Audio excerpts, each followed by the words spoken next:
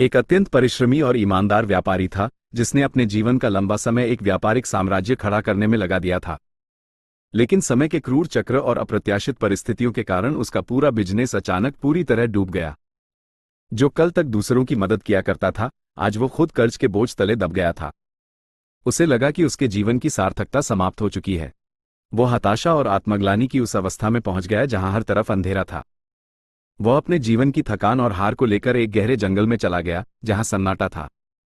वहां काफी देर तक अकेला बैठा रहा और अपनी नियति को कोसता रहा। अंततः उसने अपनी आंखों में आंसू भरकर भगवान से प्रश्न किया, हे ईश्वर, मैंने अपना पूरा जीवन परिश्रम और सच्चाई में लगाया, फिर भी मैं आज यहां क्यों हूं? मैं पूरी तरह हार चुका हूं। मुझे कोई एक ठोस वजह बताइए कि मैं क्यों न इस जीवन का अंत कर दूं? जब मेरा सब कुछ खत्म हो चुका है तो मेरे बचने का क्या अर्थ है? तभी उस शांति में उसे एक गंभीर और दैवीय बोध हुआ। भगवान ने उसे जवाब दिया, पुत्र, तुम प्रकृति के इस शाश्वत सत्य को देखो। इस वन में लगी घास और उस कोने में खड़े बांस के पेड़ को गौर से देखो। जब मैंने घास और बांस के बीज को इस धरती पर लगाया, मैंने दोनों की समान रूप से देखभाल की।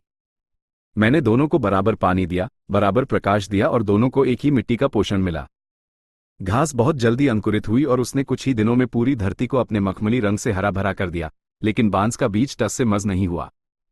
वहां जीवन का कोई नामो निशान नहीं था, पर मैंने उस बांस के लिए अपनी हिम्मत नहीं हारी। अगले साल घास और घनी हो गई, उस पर झाड़ियां आने लगी और वह और भी सुंदर दिखने लगी, लेकिन बांस का बीज वैसा का वैसा ही निर्जीव पड़ा रहा। लेकिन मैंने फिर भी उस बांस के अस्तित्व के लिए अपनी उम्मीद नहीं छोड़ी। तीसरे साल भी बांस के बीज में कोई दृश्य वृद्धि नहीं हुई, पर मित्र, मैंने तब भी हार नहीं मानी। चौथे साल भी वही स्थिति रही। लोग कहने लगे कि यह बीज बेकार है, पर मैं उसे सींचता रहा। पूरे 5 साल बाद उस कठोर मिट्टी को चीरकर उस बांस के बीज से एक छोटा सा पौधा अंकुरित हुआ।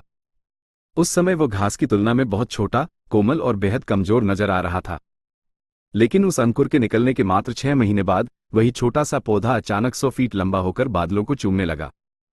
क्या तुम जानते हो पुत्र, मैंने उस बांस की जड़ को इतना बड़ा करने के लिए 5 साल का समय क्यों लिया? इन 5 वर्षों में वह बांस ऊपर नहीं बढ़ रहा था, बल्कि जमीन के नीचे अपनी जड़ों को इतना गहरा और मजबूत बना रहा था कि वह भविष्य में होने वाले 100 फीट ऊंचे विकास का बोझ सह सके और बड़े से बड़े तूफानों में भी अडिग खड़ा रहे।